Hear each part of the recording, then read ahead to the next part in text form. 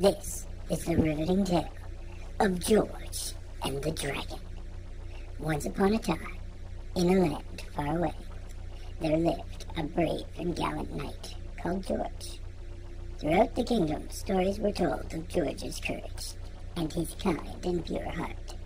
And soon, these stories reached a village that needed George's help. The villagers lived in fear of a fire-belching dragon that had taken up residence in a cave nearby. The dragon wasn't large, but he was ferocious, and he was always very, very hungry. To keep his appetite satisfied, the villagers fed him their sheep and cows, but soon that wasn't enough, and lots were drawn throughout the kingdom for who would be sacrificed to the dragon. One day the lot fell to the king's beautiful and gentle only daughter. How the king cried and pleaded with the villagers to spare her, but as they too had lost their own children, they ignored the old man's plea. And so it was that the princess, dressed in her most regal clothes, with a belt of fine silver thread, went to her fate.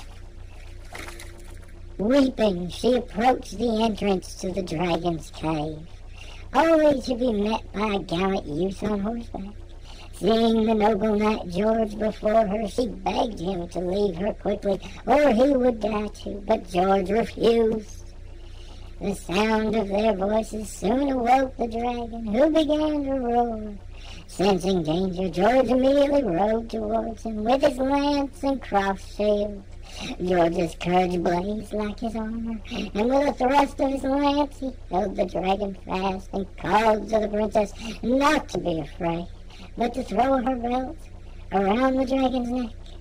This she did, and in an instant the dragon was tamed, and she led him meekly like a puppy into the village, to the cheers of all the villagers, and from that day onward the dragon became her friend and followed her everywhere, held only by silken thread.